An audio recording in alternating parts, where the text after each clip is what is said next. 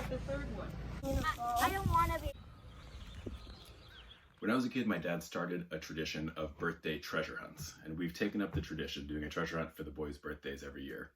They're turning 7 and 10 this year, so we've had several years of me trying to outdo my own evil genius every year, and things have gotten well and truly out of hand. So I decided it's time to finally start sharing what we're doing for these treasure hunts. So stay tuned. Here's what our treasure hunt's going to look like this year for Micah's 7th birthday pirate theme. All right, step 1, Micah's pirate themed birthday.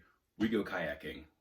While we are kayaking, Micah's going to discover a bottle of rum with a note in it floating in the lake.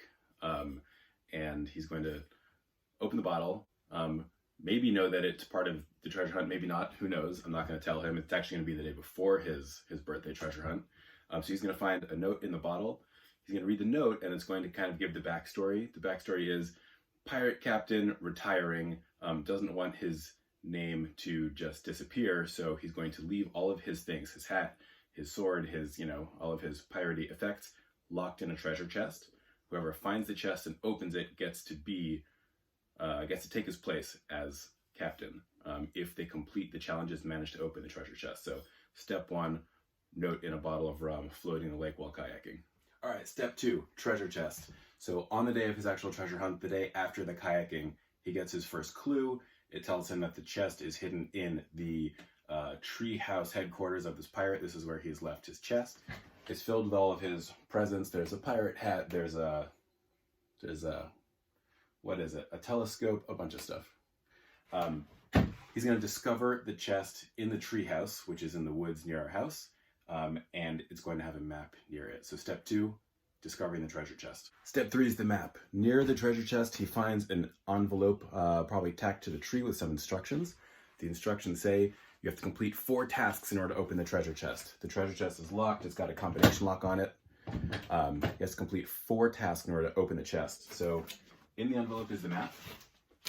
The map is actually a scale drawing of our neighborhood, burned to a crisp after years of sitting in the hot sun, etc. So this is actually our actual neighborhood. And along with the map is his first transparency. So there's a bunch of these. Each task will reveal another transparency. And what he has to do is overlay the transparency over the map in the right spot. In this case, this one goes here. And when you match up the shapes just right, there's a red X showing you where the next task takes place. So in this case, he's going to head to the sandbox. All right, the sandbox. So let's say this is the sandbox.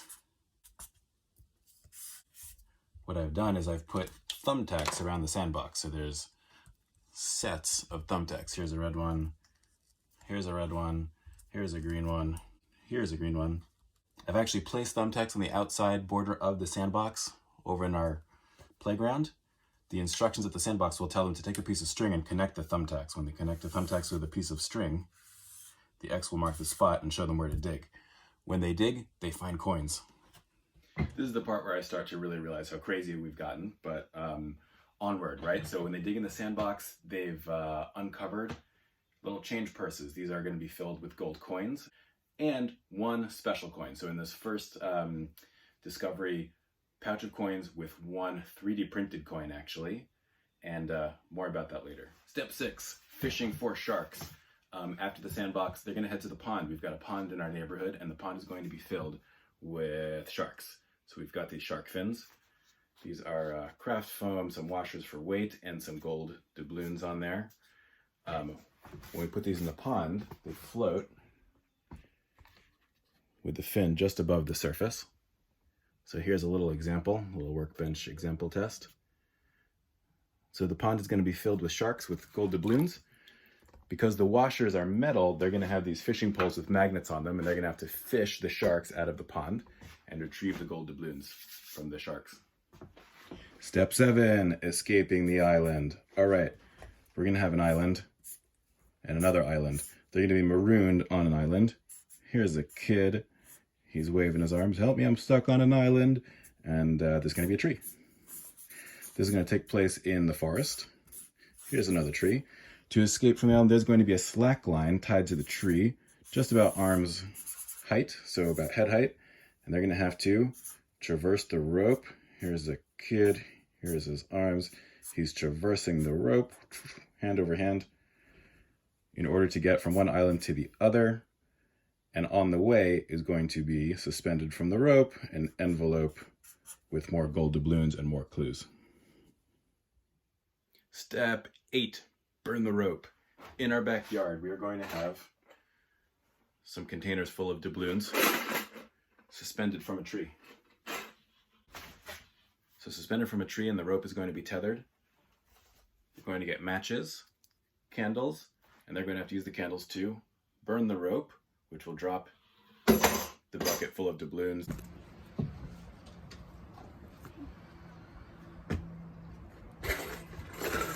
By the way, the bucket, the envelope on the slackline, all these also have transparencies that they use on the same map to lead to the next activity. So every time they complete one, they get a transparency at the end in order to lead them to the next one. Step 8, burn a rope. Onward. Okay, burn a rope. Step 8 was the 4th task they had to complete. The pirate captain had said complete 4 tasks in order to open the chest. They've completed the 4 tasks. The whole time they've been collecting these doubloons. So there's gold doubloons, these metal ones, really cool, in each of the pouch, the envelope, the bucket. But additionally, there have been some special ones. So there are these special doubloons, 4 of them, and each of these special ones has 1 letter on the back. The chest, which is still locked, has a combination lock, and the combo is 4 letters. These 4 coins have those 4 letters on them. Now they just have to unscramble them and put them in the right order. So on the back of these special doubloons, each of these has a little snippet of the lyrics to the Wellerman song. If you know the Wellerman song, then you're in the know. If they put the lyrics in order, they will then have the right order to have the 4 letters open the combo lock on the chest. We're getting towards the end. Okay, step 9 was open the chest. They're basically done at this point, but the chest, they open the chest, they get the hat and the scope and some bandanas and some coins, some chocolate, some metal, and there's one final transparency, one final challenge. It sends them to the front deck. It says it's time to hoist the Jolly Roger, declare your victory. You have a pretty epic pirate flag here. This will send him to the deck where he has to climb a pole, pull a rope, and the flag will unfurl from the pergola, declaring final victory. He gets to take on the name of the pirate captain who had retired. If you remember the original story from 42 hours ago when kayaking, and that's that. Time for cake.